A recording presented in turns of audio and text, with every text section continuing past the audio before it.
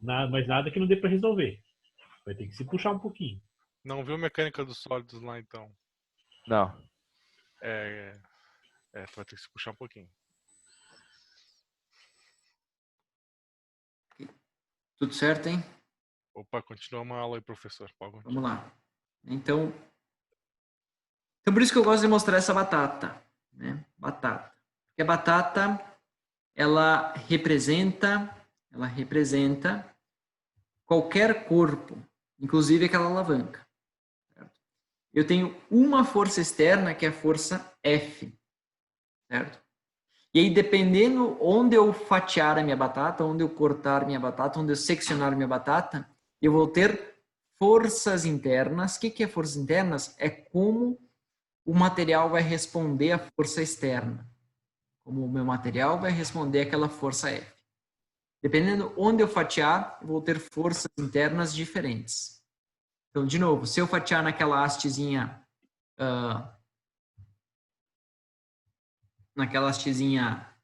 CD aqui, certo? Eu não vou ver torque, eu só vou ver flexão. Né? Se eu fatiar em qualquer lugar nesta região, eu vou ter uma soma de torque com o momento fletor. Quanto mais perto do engaste, eu vou aumentar essa alavanca no eixo X aqui, tá? O eixo X, né? Se eu cortar aqui no ponto B, eu vou ter uma alavanca de 50. Vou ter um momento fletor menor. Se eu cortar no ponto A, eu vou ter uma alavanca de 300. Eu vou ter uma alavanca 350, perdão, né? 300 mais 50. Lá no engaste, eu vou ter uma alavanca de 400. Então, um momento fletor maior ainda. Então, dependendo aonde eu fatiar a minha batata, eu vou ter uma reação no material diferente. Tá? Vou ter uma reação no material diferente. Beleza? E o mais louco é que essa reação, ela não é 2D. Essa reação, ela acontece 3D. Tá? Porque quando eu cortei uma área, a minha força interna, ela é decomposta, tipo, o ΔF aqui, tá? Numa força normal à área e duas forças tangenciais à área. A força normal a gente chama de tensão normal, certo? E as forças tangenciais de tensão cisalhante. Aí, acabou por aí? Não acabou por aí. Por quê? Porque eu fatiei só num eixo. Quando eu fatiar essa batata no outro eixo, eu vou ter uma nova superfície no mesmo ponto, e essa nova superfície vai ter mais 3 tensões, uma normal e 2 tangenciais. E quando eu fatiar de novo no outro eixo, tá? De novo, vou ter 3 tensões, uma normal e 2 tangenciais. Então, aqui mostra a tensão normal, as tangenciais. Tá? E este cara, então, é o meu tensor de tensão. Ele representa a tensão no ponto. Tá? Sistema de coordenadas são arbitrários. O que é você que indica, que decide aonde é ponto X, aonde é ponto Y, aonde é ponto Z. Tá? Você que escolhe o eixo de coordenadas, mas depois que você escolheu, você tem que ser fiel ao eixo de coordenadas, né? E nem esposa, certo? E aí, a tensão não fica restrita, tá? Não fica restrita a uma força sobre a área, certo? Porque eu tenho uma força normal, uma força cisalhante, uma força cisalhante, uma força normal. E ó, essa aqui está no eixo X, no sentido X. Essa aqui está no sentido X também. Né? Então, dependendo da área que eu corto, né, mesmo que a força esteja no mesmo sentido, ela vai provocar uma reação diferente no teu componente. Tá? Vamos explicar um pouquinho mais, professor. Muito difícil. Quando a força é normal, tá? Quando a força é normal, como é aquele exemplo que a gente fez, pega uma barrinha e traciona. Beleza? Eu só tenho uma força externa, P. Quando eu cortar, a minha força interna tem que se equilibrar com a força externa.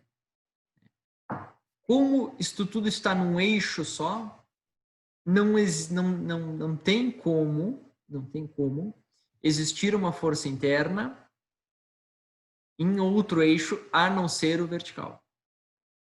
Não tem como. Ah, mas o material encolher, bom, aí é outra questão. Tá? Outra questão.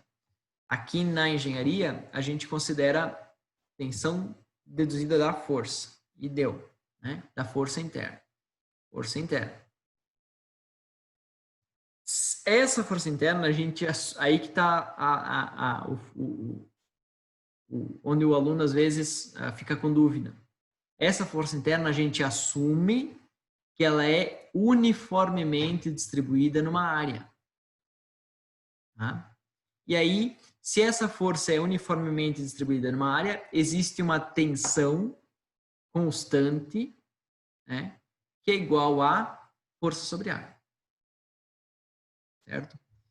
Se eu pegar qualquer cubinho, aqui tem, né, qualquer ponto e tirar um cubinho, certo? Um elemento, este elemento só vai estar submetido a forças normais e num eixo só. Tá? Então isso vai facilitar bastante o teu cálculo. Por quê? Porque todas as outras forças no meu tensor são zero. Tá? Lá em mecânica de sólidos a gente não vai fazer isso aqui, mas lá em mecânica de sólidos, se você for fazer mestrado, né, mexer na raiz da mecânica dos sólidos, a gente trabalha com tensores, que são tipo matrizes, tá? Não são matrizes, mas são tipo matrizes. Cada linha representa um vetor. Tá? Então, aqui representa o vetor que está no eixo X, o vetor que está no eixo Y, o vetor que está no eixo Z. Certo? Quando a minha força é normal, tudo isso aqui zera, com exceção de uma tensão. Né? Ó, tudo zera, com exceção de uma tensão normal. Então fica bem mais fácil para você manusear, manipular a tensão. Certo? Aqui eu não vou fazer vocês calcular em matrizes, mas vocês têm que ter noção, né, que cada tensão no estado de tensão tem sua caixinha. E eu não posso misturar o conteúdo de uma caixinha com outra caixinha. Não posso misturar sigma x com tal xy. São duas coisas diferentes. São duas forças diferentes. Tá? Talvez em duas áreas diferentes. Né? Uma é na área vertical. Uma é na área vertical, a outra é na área horizontal, por exemplo. Né? No corte diferente, na seção diferente. Então, força normal. Força cisalhante. Tá? Força cisalhante, que a gente também estudou lá na mecânica dos sólidos, na transições materiais. É uma força externa, e eu vou ter dois V's aqui, ó, que são as forças internas. De novo, a gente assume que essa força é distribuída uniformemente sobre essa área, e a gente tem uma força de cisalhamento. Por que é de cisalhamento? Porque a força interna está tangendo a superfície cortada. Por isso que eu tenho uma força cisalhante. Uma força cisalhante. Vou fechar o WhatsApp aqui, porque senão, se precisar abrir, eu abro de novo. Muita distração já para mim, calcule para os alunos. Estávamos aqui. E aí, em qualquer cubinho que eu retirar deste material, qualquer cubinho que eu retirar desse material, ele vai estar sob uma condição de tensão cisalhante. Ah, mas professor, aqui você tem uma força, olha aqui, acontecem duas, é isso mesmo? É. Tá? É isso mesmo. Por quê? Podia responder porque sim, né? Terminava a aula agora. Porque quando eu trabalho com cisalhamento,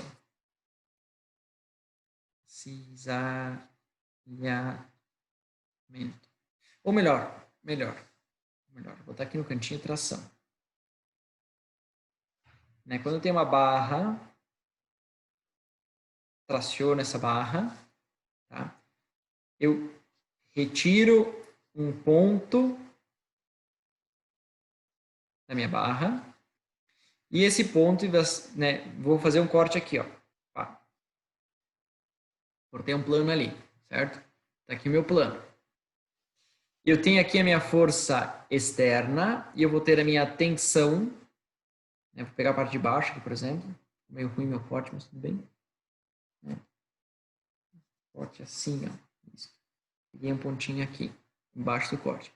Então, eu tenho a minha força interna e a minha força externa e a minha força interna que já converti em tensão, sigma, tá? Y, porque está na direção Y.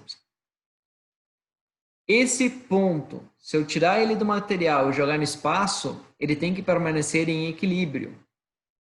Tá? E do jeito que está, ele não está em equilíbrio. Ele está se deslocando para cima. Então, eu tenho que ter uma outra tensão de igual módulo, igual direção e sentido oposto, também chamado de sigma. Mesmo valor, tudo. Então, ele sempre vai trabalhar em pares. No meu cisalhamento, seja por torque, seja por corte, vou desenhar assim.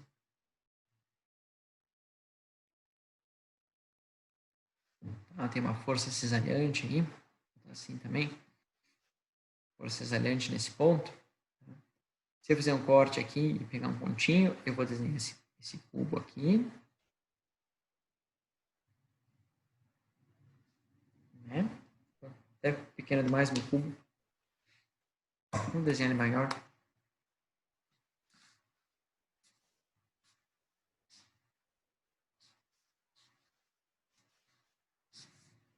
É mais fácil de desenhar. Meio fora de proporção aqui, mas tudo bem.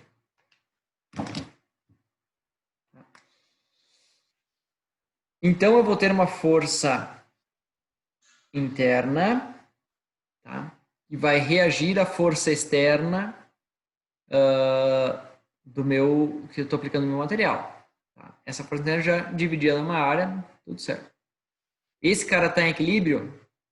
Não, né? Porque essa força está deslocando esse cubo para baixo.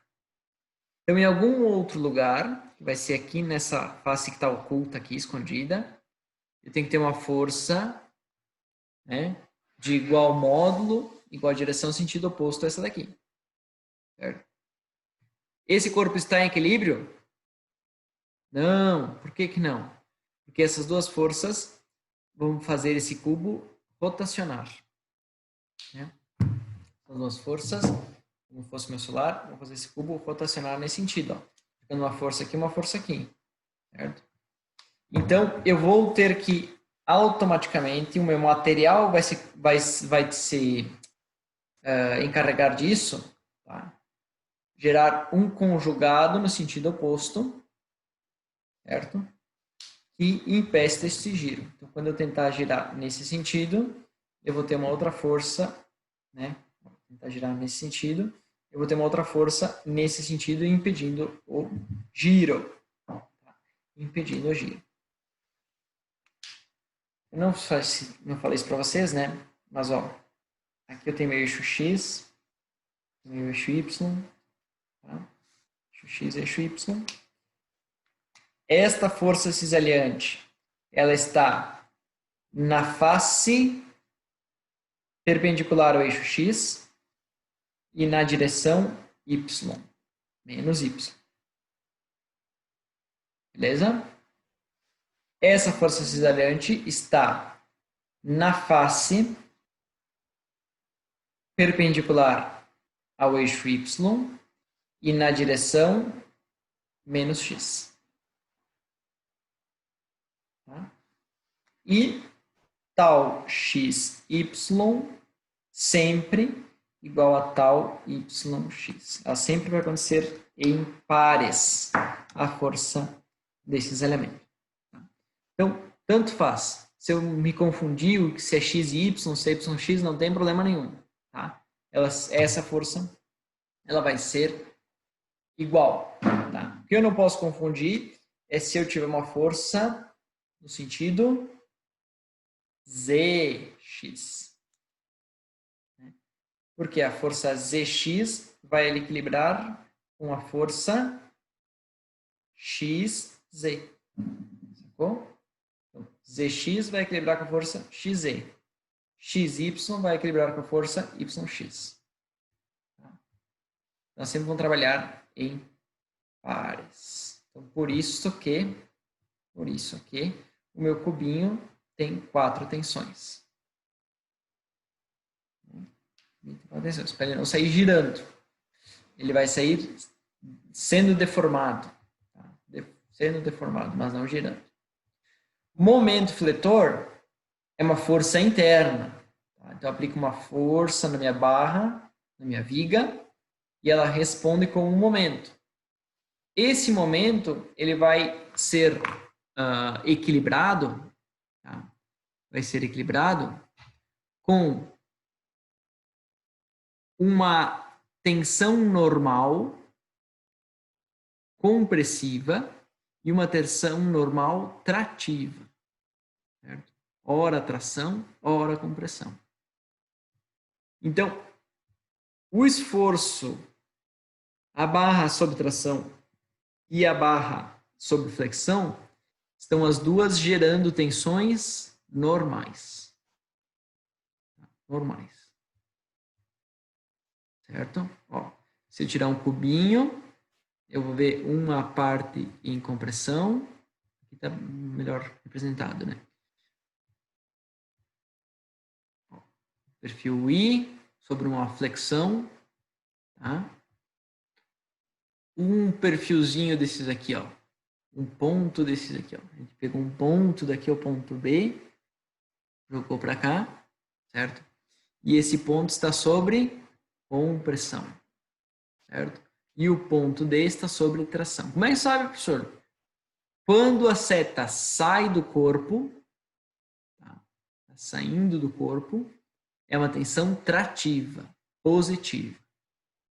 Quando a seta está entrando no teu corpo, no teu cubo, é uma tensão compressiva, tá? É negativa. Aqui, menos 12,2, mais tanto. Tá? Como é que ele encontrou esse valor de tensão? Através dessa formulazinha aqui, ó. Tá? Através dessa formulazinha aqui. A gente vai aplicar ela mais à frente também. No nosso exemplo, vou fazer logo mais também, a gente vai aplicar. Tá?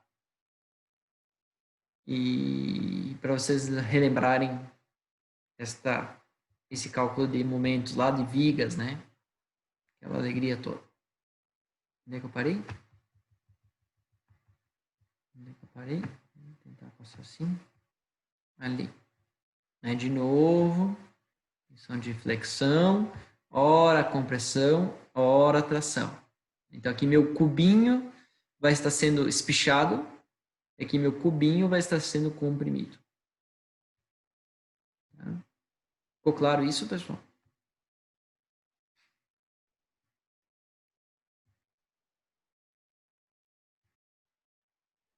Tá. Bom, isso aqui é uma coisa que tira o sono do aluno lá em teoria das estruturas, né? Quando que é positivo, quando que é negativo.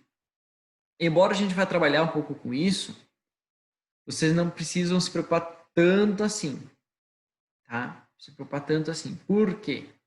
Porque a gente está interessado nos pontos críticos, né? Nos pontos críticos. Quando o momento está nesse sentido, o ponto crítico está aqui embaixo. Tá? Quando está nesse sentido, meu ponto crítico não está aqui em cima. Então, no cálculo, tá? No cálculo, inclusive tem o menos aqui, ó, menos MY sobre I. Mas no cálculo a gente não vai se preocupar se é positivo ou se é negativo. Tá? Porque quando a gente calcular as teorias dos materiais, a gente vai ver lá que o material frágil rompe sob tração. Então, eu vou calcular a tensão de tração. Tá? Vou calcular a tensão de tração. Não importa se o momento está positivo ou está negativo e tal, eu vou calcular a tensão de tração. Tá? Então, isso aqui você não precisa se preocupar tanto assim. Certo? Isso aqui vocês viram em teorias estruturas, acredito também, né? Se eu tenho um carregamento concentrado, né? A minha força cortante vai acontecer em degraus e o movimento vai ser uma linha reta, né? Porque um é a derivada do outro, né? Integral do outro, perdão. Se minha força for distribuída, né? Constante, o V vai ser uma linha, porque é a integral da força distribuída, da constante. A integral de uma constante é uma reta. E o meu momento vai ser uma parábola, porque é a integral de uma reta. Mas isso também a gente não vai se preocupar tanto assim. Isso aqui é importante, tá? Quando a gente tem flexão em dois planos. Uma flexão num eixo, tá? Num plano e no outro plano a gente acaba somando as tensões. De novo, a gente vai se preocupar com o ponto crítico. Então, talvez isso não vá ser problema para vocês. Mas, né, vocês têm que ter essa noção de tridimensionalidade, que a coisa acontece em 3 dimensões. Tá? Quando eu faço uma flexão, eu tenho junto um efeito de cisalhamento, que é o chamado esforço cortante. É o chamado esforço cortante. Isso aqui é difícil de visualizar, é difícil de ver, certo? A gente, gera um cubinho, esforços cisalhantes, tá?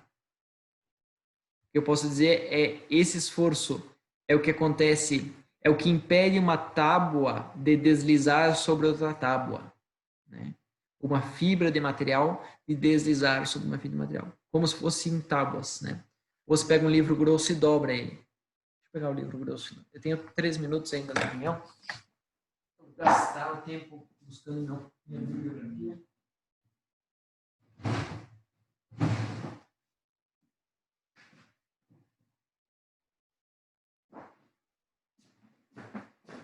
Agora sim. Agora sim. Deixa eu cortar a câmera aqui. Mostrar minha cara. Quando eu tenho um livro grosso e eu dobro ele é dobrado facilmente. Por quê? Porque uma folha desliza sobre outra folha, certo? A tensão, o esforço cortante é a tensão teórica que acontece dentro de um material sólido que impede, se eu colar todas as folhas, impede esse livro de dobrar. Impede esse livro de dobrar. Então, esse é o esforço cortante. Também a gente não precisa se preocupar muito com ele. Tá? Não precisa se preocupar muito com ele. Porque existe uma tabelinha mágica. Aqui. Essa tabelinha aqui, que o Stiglitz fornece para nós. Tá? Essa tabelinha te dá a tensão cisalhante máxima. O que você tem que se preocupar? Você tem que saber que a tensão do esforço cortante, a tensão cisalhante, acontece sempre no centro, certo? Sempre na linha neutra do corpo. Eu não falei da linha neutra antes, né? Enquanto o meu esforço de flexão, cadê meu esforço de flexão? Seria esse ali? Uma outra formazinha, não, para cima. O meu esforço de flexão é 0, linha neutra, né? Ele é 0 na linha neutra. E é máximo nas casquinhas, em cima e embaixo. O esforço de cisalhamento é o contrário. Ele é máximo na linha neutra e 0 nas casquinhas. Então, onde acontece a tração da flexão, não acontece o cisalhamento. Onde acontece o cisalhamento da flexão, máximo, não acontece a tração. Tá? E no meio da viga acontece um pouco dos dois. Certo? O pessoal está acabando a reunião.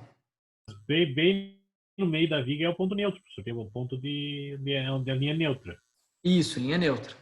No centroide da área, né, da seção da viga. O pessoal está acabando a reunião. Vocês querem fazer um intervalo ou querem tocar direto? Eu, por mim, tocava direto. Já comecei atrasado. Está tranquilo para vocês? Segue o baile. Então, a gente vai acabar a reunião agora, daqui a pouquinho, e vamos para o link primeiro, tá? Para o link número 1. Então, isso aqui você não precisa se preocupar muito, só tem que saber que é no meio, é o máximo, certo? E aqui tem uma formulazinha, dependendo da forma da viga, qual que é a tensão máxima, tá? Isso aí. Se a tua viga é diferente desses formatos, aí tem que calcular, né? Aquela fórmula chata lá,